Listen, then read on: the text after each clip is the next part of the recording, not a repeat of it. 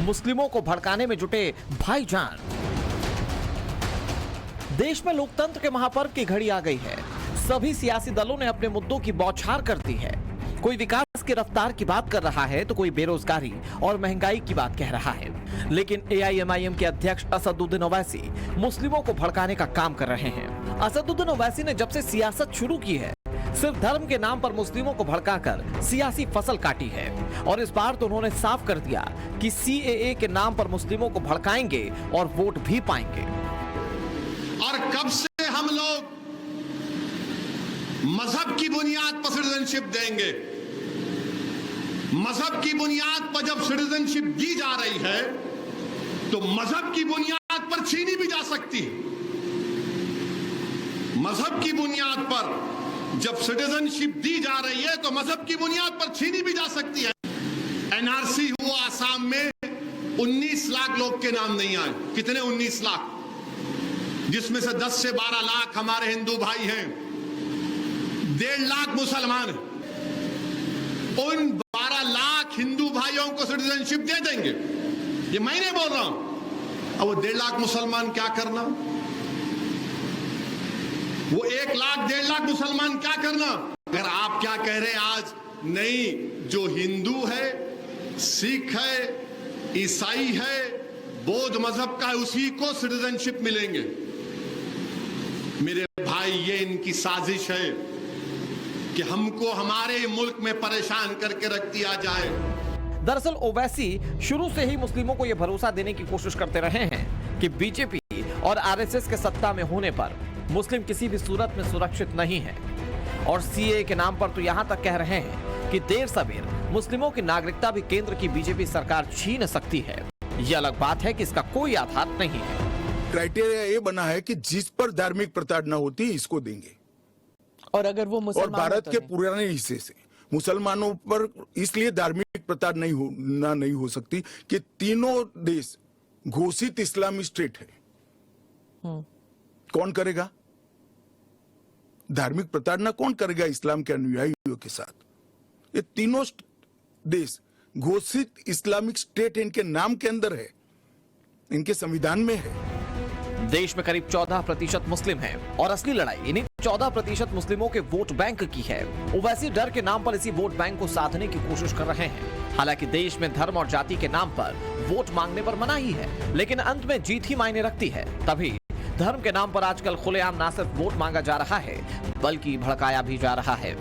सवाल यह है कि आखिर देश कब तक धर्म जाति के नाम पर बांटा जाता रहेगा, वो भी सिर्फ चंद वोटों के लिए। Bureau report, times now, Navbharat. और सियासत में इस भड़काऊ बयानबाजी के बीच आपको यह बता दें कि लोकसभा चुनावों का आज ऐलान होने जा रहा है। सूत्र बता रहे हैं कि इस बार भी 7 या फिर 8 चरण में लोकसभा के चुनाव कराए जा सकते हैं। 7 या फिर 8। 2019 में चुनाव आयोग ने 7 चरण में चुनाव करवाए थे। जम्मू कश्मीर में सितंबर तक सुप्रीम कोर्ट ने चुनाव कराने की समय सीमा तय कर रखी है। और आज साफ होगा कि जम्मू कश्मीर में विधानसभा चुनाव भी लोकसभा चुनाव के साथ होंगे या फिर बाद में चुनाव की घोषणा की जाएगी। तो आज चुनावों की तारीखों का ऐलान होने वाला है। ये वैसा ही है जैसे किसी परीक्षार्थी के लिए तारीखों के बारे में ऐलान हो और उस समय उसकी तैयारी की समीक्षा भी होती है। तैयारियों को लेकर यह देखा जाता है कि कौन कितने पानी में है और कौन एग्जाम में कैसा करने वाला है। इसको लेकर हम विशेष चर्चा करेंगे, लेकिन उसके पहले आइए चलते हैं अपने संवाददाताओं के पास। अमित कुमार हमारे संवाददाता और गौरव हमारे साथ जुड़ रहे हैं। पहले तो अमित के पास चलते हैं। तो अमित, अभी जो आपको सोर्सेज बता रहे हैं, आज जो प्रेस कॉन्फ्रेंस होगी उसमें क्या बातें सुनने को मिलेंगी जो लगभग तय हो गई? देखिए, सबसे बड़ी बात कि जब आप बोल रहे थे गौतम, तब जो लाइन आपने कही परीक्षा वाली बात, वही मैं उस समय सोच भी रहा था कि ये ऐसी परीक्षा है जिसके लिए 5 साल जो मेहनत होती है उसका नतीजा फिर आता है जब रिजल्ट का दिन होता है। और इसके लिए जो तमाम पॉलिटिकल पार्टीज है उनकी जो तैयारी होती है, लेकिन इसके लिए चुनाव आयोग की भी बड़ी तैयारी होती है। और इसीलिए पूरे हर एक राज्यों में जाकर चुनाव आयोग वहां पर चुनाव की तैयारियों को लेकर समीक्षा को बैठक करती है। सुरक्षा के बारे में बात होती है, सेंसिटिव सीटों के बारे में तैयारी होती है, नए मतदाता जुड़ते हैं, मतदाता लिस्ट को अपडेट किया जाता है। तो एक बहुत बड़ी प्रक्रिया है और उस प्रक्रिया को पूरा करने में करीब 6 महीने लगते हैं, मिनिमम 6 महीने लगते हैं। जब आप इस पूरे प्रक्रिया को पूरा करके और अब आज उसकी घोषणा होनी है लेकिन सबसे बड़ी बात की देखिए बहुत बड़ा फर्क भी है। अगर आप देखिए तो सीधे सीधे 90 से 97 करोड़ हो गए इस बार जो मतदाता है। और बीजेपी, अगर आप भाजपा की बात करें या फिर पॉलिटिकल पार्टीज की बात करें, ये चुनाव जो इसलिए भी अहम है कि 2 बार से लगातार बीजेपी चुनाव जीत रही है। अपोजिशन एक गठबंधन की कोशिश में थी जो कि नहीं हो पाया है। तो ऐसे में अगर आप देखिए तो परीक्षा की घड़ी चुनाव आयोग के लिए भी है और पॉलिटिकल पार्टीज के लिए भी है। तो इसीलिए लिहाज से 3 बजे का समय जो है बहुत ही महत्वपूर्ण है। जब आप कह सकते हैं एक और स्टेक होल्डर का जिक्र भी होना चाहिए अमित। यहाँ पर आपने खुद कहा कि इस बार तादाद बढ़ गई है। 89 कुछ करोड़ थे, 90 करोड़ के आसपास, इस बार 97 करोड़ हो रहे हैं। तो इस बार उनकी परीक्षा की भी घड़ी है। उन्होंने भी 5 साल देखा है और उसके बाद उनको वो करना है जो सबसे बड़ी जिम्मेदारी है, वोट देना है। हमारे संवाददाता गौरव भी हमारे साथ जुड़ रहे हैं। गौरव, क्या टोन सेट हो रही है? मतलब यहां से अगर हम ये समझें कि चीजें एक तरीके से टेक ऑफ कर रही हैं, तो क्या एम्बियंस है जिसमें चीजें टेक ऑफ कर रही हैं?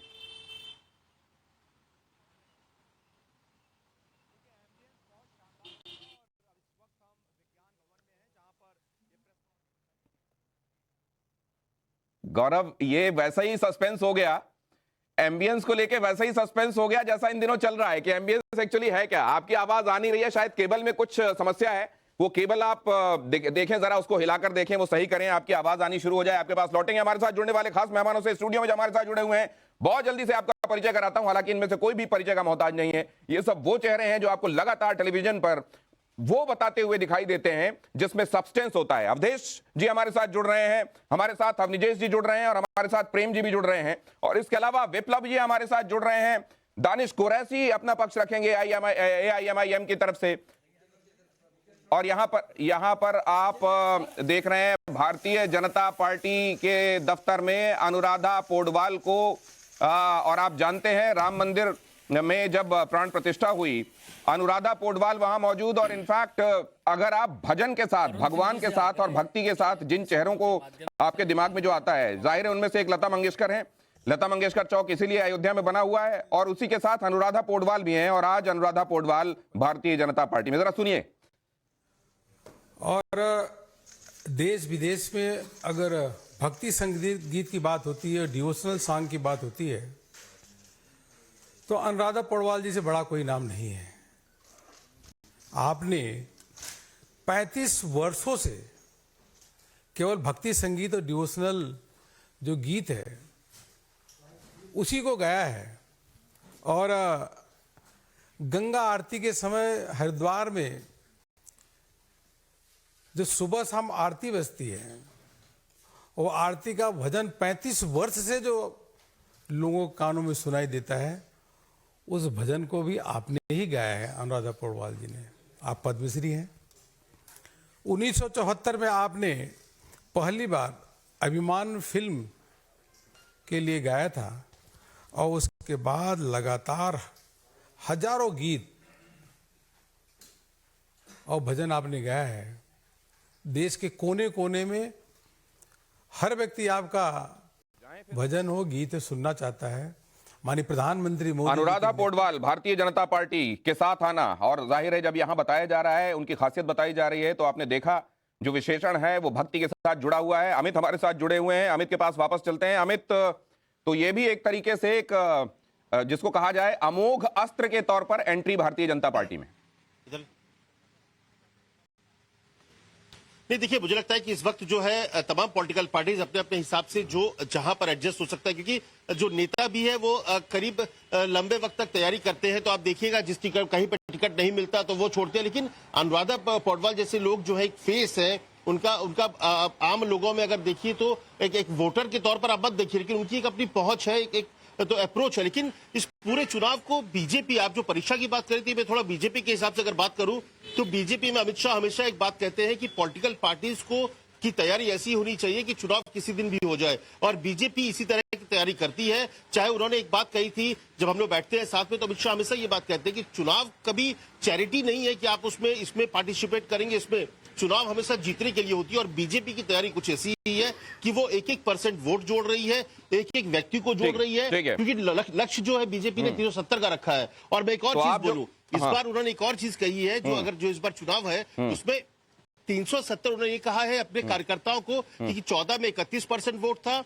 19 में 37% वोट हो गया है, इस बार टारगेट 50% वोट का है और हर बूथ पर 370 वोट बढ़ाना है, यानी कि एक एक वोट को जोड़ने की तैयारी बीजेपी ने कर रखी है।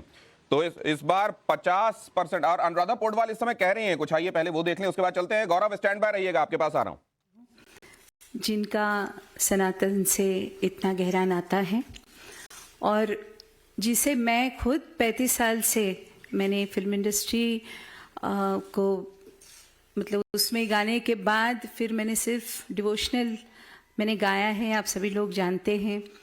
और कई बार मेरे मन में ऐसे होता था कि जो मैंने किया सही किया नहीं किया, लेकिन अब जब मैंने देखा कि जिस वक्त जैसे भाई साहब ने कहा कि सुबह शाम 35 साल से गंगा जी की कृपा से वहाँ आरती चलती रहती है और एक मेरुमणि जिसे कह सकते हैं, वो जिस वक्त रामलला की स्थापना हुई उस वक्त मुझे वहाँ 5 मिनट गाने का मौका मिला, जो कि मेरा लाइफ लॉन्ग सपना था।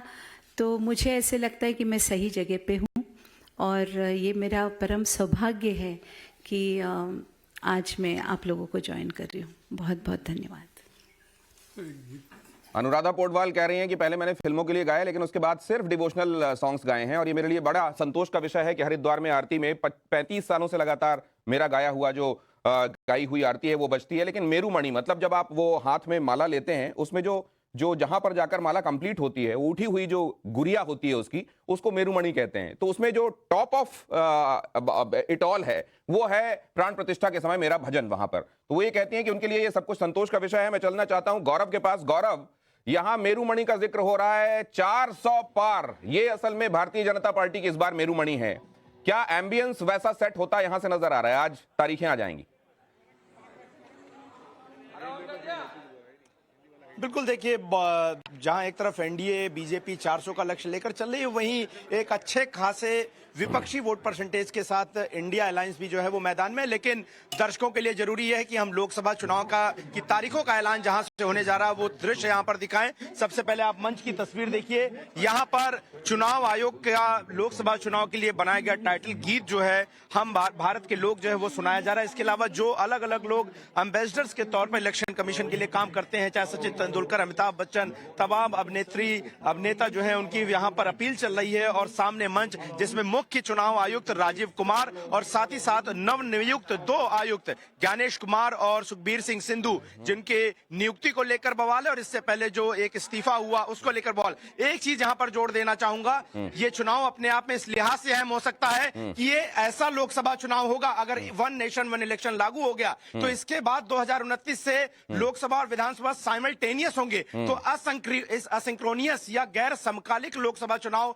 ये आखिरी होगा भारत के इतिहास में अब तक का, यानी कि अगली बार से साथ में चुनाव होंगे। तो बड़ी तो आप थोड़ी सी वो वाली फीलिंग दे रहे हैं गौरव, ये जब बात आप बता रहे हैं, देख लो आज हमको जी भर के, वो थोड़ा सा वो वाला, इनफैक्ट चुनाव होने से पहले ही नॉस्टैल्जिया क्रिएट हो रहा है कि इस वाली ये जो गैर समकालिक है इसको आखिरी बार अच्छे से देख लीजिए, अगर होता है तो। आप लोग बने रहिए, आपके पास मैं लौटूंगा, प्रेस कॉन्फ्रेंस जैसी ही शुरू होगी मैं आपके पास आऊंगा। अमित मुस्कुरा रहे हैं, मुस्कुराहट का सबब क्या है उनसे भी जानेंगे, लेकिन पहले जरा यहां चले आए, स्टूडियो आए और समझें। एक बार जल्दी जल्दी रिएक्शन लेता हूं सबसे, ये कि अवधेश जी तैयारी किसकी कहां क्या आपके हिसाब से दिखाई दे रही है? अभी तो खैर जो परीक्षा कक्ष है उसमें घुसना बाकी है, लेकिन बाहर से क्या देख रहे हैं आप?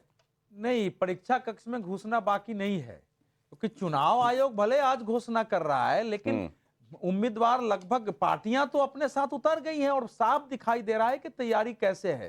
अगर राष्ट्रीय स्तर पर देखें तो इस समय राष्ट्रीय जनतांत्रिक गठबंधन एनडीए और आईएनडीआईए है। हालांकि आईएनडीआईए की इस समय एनडीए से अब तुलना नहीं हो सकती है, क्योंकि आईएनडीआईए का विस्तार उस रूप में नहीं हुआ। दोनों में जो क्वालिटेटिव डिफरेंसेस है, जो गुणात्मक अंतर है कि एनडीए में लोग अपने पुराने स्टैंड को छोड़ के आ रहे हैं कि हमको आप शामिल करिए। जैसे टीडीपी में चंद्रबाबू नायडू वो छोड़ के गए थे, लेकिन उनको लगा कि भाई इस समय नरेंद्र मोदी का नाम है, बीजेपी की आवाज है, तो भले आंध्र में उनकी ताकत नहीं हो लेकिन हमको वोट मिलेगा। नीतीश कुमार भी गए थे लेकिन वापस आए हैं। तो महाराष्ट्र की जो दलें हैं वो सरकार छोड़ सर, आपके पास मैं जानता हूं इस समय कहने के लिए बहुत कुछ है और बीच में आपको रोक रहा हूं, इसके लिए माफी चाहता हूं, लेकिन एक राउंड में सबके पास जल्दी से होकर आना चाहता हूं और इसलिए मैं जाऊंगा विप्लव जी के पास। विप्लव जी, आपका काम कैसा है? मतलब कहते हैं कि जो अच्छा विद्यार्थी होता है उसका कई बार कोर्स अगर रिवाइज भी कर चुका हो तो भी एंजाइटी होती है थोड़ी सी कि वो कैसे लिखेगा, क्या करेगा। आप किस तरह का अभी महसूस कर रहे हैं कि आने ही वाले इतने मार्क्स, आराम से बैठो, या अभी चुनौती बाकी है? देखिए, हम तो दिनेश जी, हम तो परीक्षा हॉल में घुस चुके हैं। हमने प्रश्न पत्र और परीक्षा की कॉपी भी ले ली है और हमने लिखना शुरू कर दिया है। बाकी दूसरे जो हमारे विपक्षी हैं वो तो अभी परीक्षा हॉल पहुंचने के रास्ते में कहीं खड़े दिखाई पड़ते हैं। हमारी पूरी तैयारी है, ग्राउंड पर उतर चुके हैं, नेतृत्व स्पष्ट है, नीति साफ है विप्लव जी, और नीति घोषणा हो ऑन अ लाइटर नोट, आप जब कह रहे हैं हमने लिखना शुरू कर दिया है, तो प्रेम जी कह रहे हैं अभी परीक्षा की तारीख भी नहीं आई है। आप कहां बैठ के एग्जाम दे रहे हैं, कहां लिखना शुरू कर दिया है आपने? देखिए प्रेम जी क्या कह रहे हैं। बस एक लाइन बात आ गई होगी। तैयारी आप कर रहे हैं, ये बात भी सही है, लेकिन लिखना शुरू कर दिया है जो बोले, तो हमें लगा कि अभी तो शेड्यूल ही नहीं है। परीक्षा पर्यवेक्षक बोले कि अब लिखो, स्टार्ट, आचार संहिता लागू, तब तो लिखना शुरू करेंगे जी। अरे तो मोदी, ये तो बस 5 सेकंड। मॉडल पेपर सॉल्व कर रहे हैं क्या आप? ये जो हमने बात कही ना, हम तो परीक्षा जनता के बीच में दे रहे हैं ना। हमको जनता को कन्विंस करना है, वो काम हमने शुरू कर दिया। ये मैं अवनीश जी के पास जाना चाहता हूं। अवनीश जी, खुद विद्यार्थी होने के नाते ये जो मौसम होता है फरवरी मार्च वाला, ये टेस्ट एडमिट कार्ड आने का, हाथों से पसीना आना शुरू हो जाने का, थोड़ा घबराहट, एंजाइटी शुरू होने का, ये हम सबको महसूस हुआ है कभी ना कभी। इस समय चुनावी पार्टियां जो हैं उनमें से कौन कैसा महसूस कर रहा होगा, क्या आप बता सकते हैं? देखो दिनेश, एक बात तो बड़ी साफ सी है कि हम सब लोग ये मानते हैं कि भारतीय जनता पार्टी जो है वो हमेशा उस क्षण के लिए तैयार नहीं रहती कि मैं अभी कुछ तैयारी करनी हो। चुनाव की दृष्टि से भारत की जनता से किए गए वायदों को पूरा करना और उनको सामने लाना, ये हमेशा उनका 12 महीने रहता है। अब वो एक वन नेशन वन इलेक्शन बेशक कर लें, और कल मैं देख रहा था कि कहीं एक जगह अमित शाह जी से पूछा गया कि अगर एक साथ इलेक्शन हो जाएंगे तो हम 5 साल करेंगे क्या, आपकी तो बड़ी दिक्कत हो जाएगी। तो उन्होंने कहा मुझे दिक्कत नहीं होगी, आपको दिक्कत होगी कि आप चैनल वाले दिखाओगे क्या 5 साल, सिर्फ एक बार दिखाना पड़ेगा। तो ये असलियत है। बात बड़ी साफ सी है दिनेश जी कि मैं बीजेपी की एक तैयारी के बारे में आपको बता सकता हूँ। आप लोग कहते हैं कि इतने लोगों की लिस्ट आई, इतने लोगों की लिस्ट आई, इतने लोगों की लिस्ट आई, लेकिन इस समय माहौल क्या है? माहौल ये है कि नाम नहीं है, सिर्फ कमल का फूल है। हर जितनी सीटों पर भाजपा लड़ेगी, एनडीए लड़ेगा, उसमें आप ये मान के चलिए कि कैंडिडेट का नाम। एक चीज के लिए मैं आपको रोक रहा हूं अपनी जेस जी, कि जब ये ऐसी स्थिति हो जाती है कि सिंबल देखना है, कैंडिडेट नहीं देखना और मोहर लगाना है, अगर ऐसा है तो ये स्थिति अच्छी है या बुरी है, ये भी मैं आपसे जानूंगा सर। मैं फिर 10 सेकंड मुझे भी। अच्छा। हाँ। ये संसदीय प्रणाली है ना। इस संसदीय प्रणाली में वो चुने हुए आए लोग अपने नेता को, सदन के नेता को प्रधानमंत्री के रूप में चुन करके काम करते हैं, उनके नेतृत्व में काम करते हैं। इसलिए मैं आपको बड़ी साफ बात बता रहा हूं कि अगर प्रधानमंत्री नरेंद्र मोदी की नीतियों से, उनके कामों से, उनकी छवि से, उनकी प्रतिबद्धताओं से, उनकी गारंटी से अगर भारत की जनता कन्विंस है, तो उसके लिए ये महत्वपूर्ण नहीं है कि यहां पर मेरा जो सांसद है वो कौन होगा। उसको लगता है कि मैं प्रधानमंत्री नरेंद्र मोदी को चुन रहा हूं। ठीक है, मैं जरा लोकेश जी के पास भी चला जाऊं। वो इसलिए जरूरी है क्योंकि लोकेश जी, आप जब इसको थोड़ा आप क्रिकेट मैच के साथ कंपेयर करते हैं कि आपके लिए जो आप कह रहे हैं कि मेरे साथ ये खिलाड़ी रहेगा, दूसरे एंड पे ये रहेगा, इस एंड पे मैं रहूंगा, कई बार हम देखते हैं कि इधर तो आप हैं लेकिन दूसरे एंड पर कौन है समझ में नहीं आता है। आपके लिए जो आप कहते हैं रनर लगेगा, वो रनर एंड वक्त पे कहता है मैं तो नहीं दौड़ रहा इनके साथ, और आप जा रहे हैं मैच खेलने। दिनेश जी, ये एक ऐसा क्रिकेट मैच है जहां मैच खेलने से पहले ही मैच फिक्सिंग एक्सपोज हो चुकी है। अभी सुप्रीम कोर्ट ने वापस फटकार लगाई है एसबीआई को कि जो निर्देश दिए गए थे उसका पालन क्यों नहीं हुआ। हमें इस मुद्दे पर चर्चा करनी होगी कि आगे भले ही परीक्षा हो, मैच हो, क्या उसमें फेयरनेस अलाउड, क्या उसमें फेयरनेस नहीं होनी चाहिए, या फिर आपका एक तरफा नैरेटिव है उसके आधार पर सभी कुछ होना चाहिए।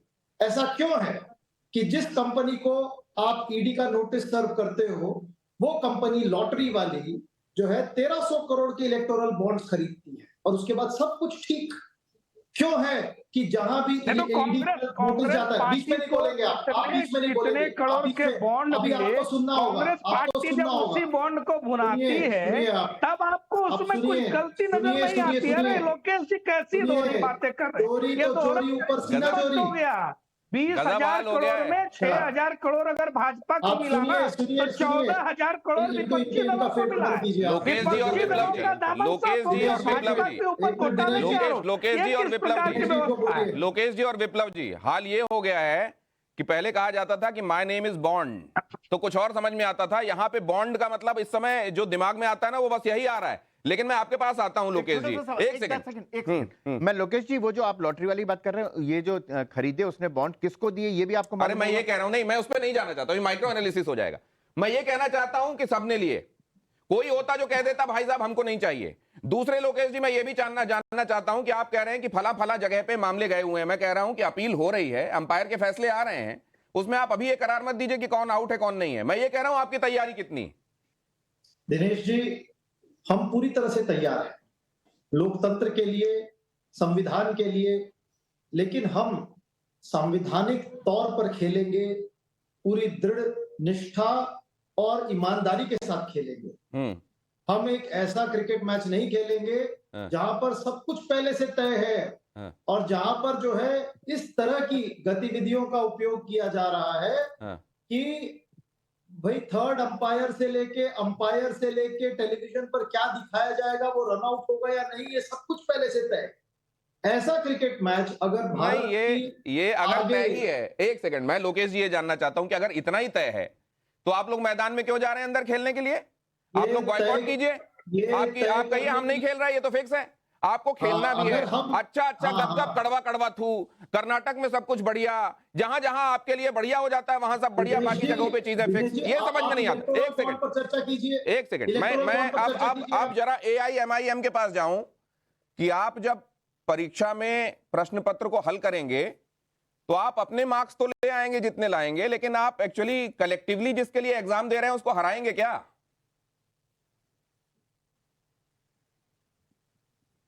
दानिश कुरैशी जी से सवाल है मेरा। उनको आवाज नहीं जा रही है क्या? दानिश जी को जरा चेक कीजिए प्लीज। अब मैं इसको आप, सबसे पहली बात तो यह है जी, मैं जवाब दे रहा हूँ। दिनेश पिपले जी ने तो पहले ही बता दिया कि मेरी आवाज आ रही है? आवाज आ रही है, लेकिन सर आप जहां पे है ना वहां सिग्नल्स का कुछ प्रॉब्लम है सर। मेरी आवाज आ रही है? अभी आ रही है, लेकिन आगे मेरे को लगता है एक बार कोशिश कीजिए, बोलिए, जवाब दीजिए अपना। हेलो?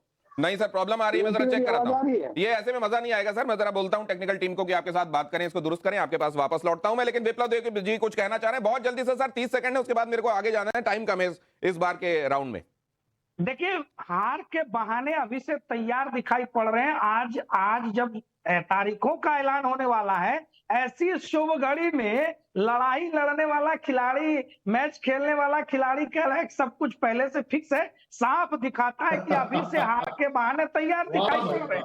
नरेंद्र मोदी जी के सामने खड़े होने की हिम्मत नहीं है, क्योंकि नरेंद्र मोदी जी के साथ उनका 140 करोड़ का परिवार खड़ा है, जिनके लिए घर, जिनके लिए शौचालय, जिनके लिए राशन, जिनके लिए बिजली, जिनके लिए नल का जल। अरे विप्लव जी, आप ये 140 करोड़ जब कह रहे हैं तो उसमें लोकेश जिंदल जी को भी, दानिश कुरैशी जी को भी गिन रहे हैं ना?